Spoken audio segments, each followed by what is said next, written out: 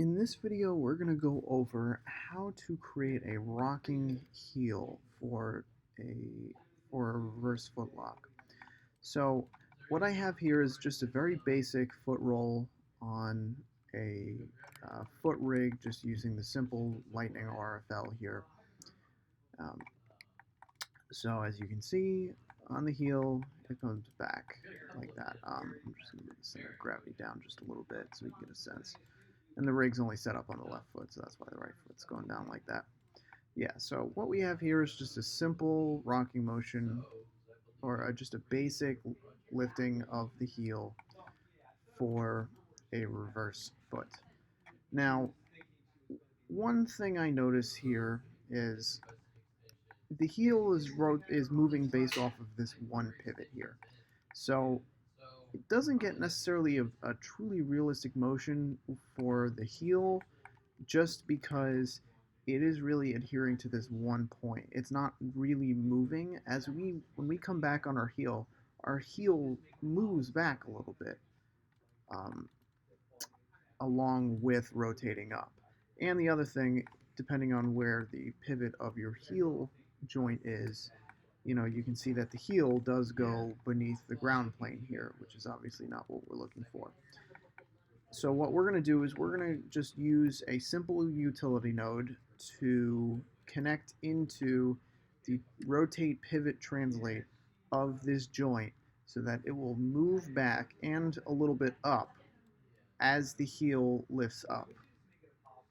And we'll go through the entire process. This should be just a short video here. Now keep in mind, this is only for a character that has a roundish heel like this. Typically, if your character is wearing a shoe or something like that that has a hard point on their heel, you're not really going to need that because the heel doesn't really move. It doesn't translate when you lift off the heel of a shoe or something like that. Whereas a character like this with a much rounder heel, you will want some translation as well. So let's show you how to set this up. And again, it's going to be really simple. Oops, wrong window. I want the node editor. Because all we're going to use is just a simple utility node. We're going to use the set range node here. So I'm going to create the set range node here, and I'll just call this left heel set range.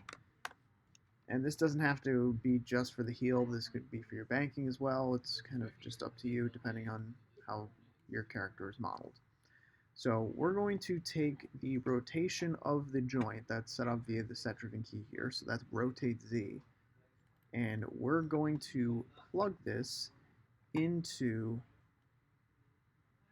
the value X of the set range here. So basically just the input of the set range. And we're going to convert, this is why I love set ranges, because they kind of function like set-driven keys here. So we're just going to convert the values of the set-driven key here into something that we're going to convert the rotate into a translate, basically. So we know at default it is at 0, so the old max, or the old min, will be 0. And then the old max x is going to be whatever the max rotation is for this joint here. So 75 degrees. And so I'll plug that in for old max x because that's the x is based off the input of x here. Now also keep in mind that depending on how your joint is oriented or if you're using controls, if the max is a negative value, meaning if when the heel is rotated all the way back it's negative 75, like if you're going to do this for a control, then this would actually be plugged into the min x because the lower value should go in the minimum. And it doesn't really work if you plug in a negative for the max, especially if the min is going to be 0. So those values would need to be flipped. So we've got the old max here, and we're going to plug in the new values into the min x and max x here. So min x, obviously, don't really want it to change when it's at 0, so we'll keep that at 0. So the max x here, we want this joint to translate back a little bit. So we're going to plug in just a small value here. I don't want to go really big, otherwise the foot's going to move a lot. So I'll just go negative 0.01, I think was the value that worked here. So this should move the joint back negative 0.01. So now that we've got that, we're going to plug that into the rotate, pivot, translate of this joint. Now, we obviously don't see that here. It's one of the hidden attributes on this joint. And to get that, we're going to right-click and go Show All Attributes. Now first, because the right-click is often very buggy with newer versions of Maya that I've discovered.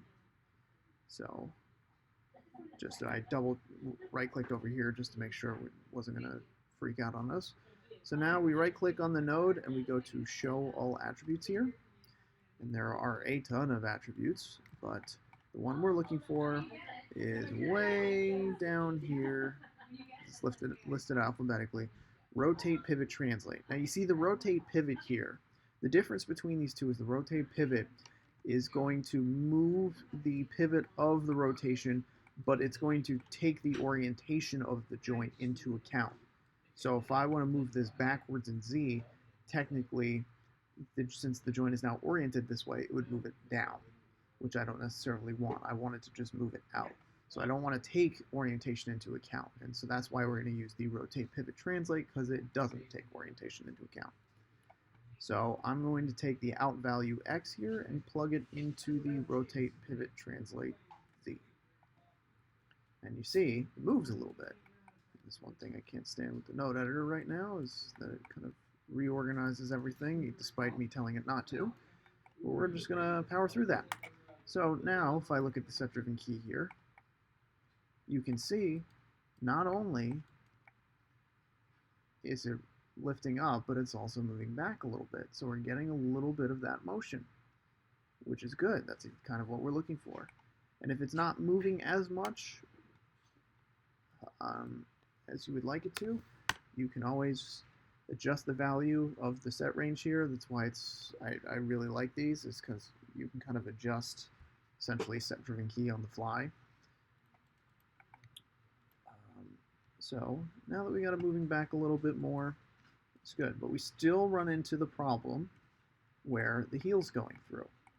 So what we're going to do is we're going to use this same set range node and plug it into the rotate, pivot, translate Y here. So for starters, I'm going to come back here and I'm going to plug the rotation into another value of this set range. So we're going to plug the rotate Z, because that's the set driven key one. We're going to plug that into the value Z here. I just like using Z because it can kind of split it up here with the Y. All right, so now we got this. We're going to bring it back down here. Now, I'm going to start by just using the same values, and I know we're going to have to change this at some point, but I'm going to do 0.015 because it's going to move up. So I'm going to use positive instead of negative. And we'll take this out value Z here and we'll plug it into the rotate, pivot, translate Y. So you see, moved up a little bit. So let's test it and see how it looks.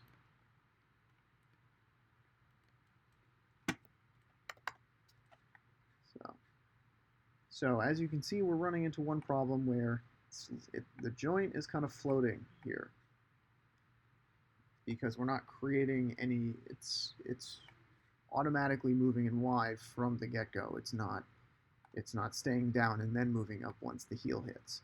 So what we're going to do is we're going to make an adjustment here on the set range node so that it starts once the joint reaches a certain rotation. So I'm going to look for where this part of the geometry gets perfectly flat. So basically when this part touches the ground here, if I look at the joint here, it's about 33 degrees. So I'm going to set the old min Z here at about 33 degrees. Because this is basically, the old min is basically when it will start the set driven key here. So when the joint reaches 33 degrees rotation, that's when it will activate the new part of the new max Z here. So you can see now perfectly down on the ground. Let's see how it looks now. So pretty good, not too bad. Now it's moving down a little bit, but we can always adjust this top value here. I'll go to 0.02. That might be a little too much there. We'll go 0.18, something like that. Looks like it's touching. I might even go one lower. Yeah, 0.18. 0.018 looks good. So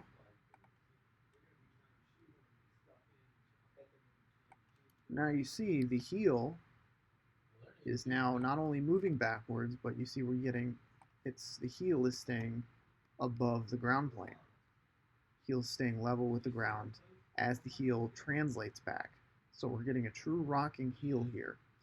And if your RFL setup has controls instead of just simple set-driven keys on joints, this works just fine for controls as well. You just have to make sure that you attach this to the pad of the control instead of the control itself, or whatever pad has this set-driven key on it. But that's basically how this works. Hope you enjoyed this video of getting a nice rocking motion to your heel. Just a little something extra to really push the realism of a rocking heel here. Hope you enjoyed.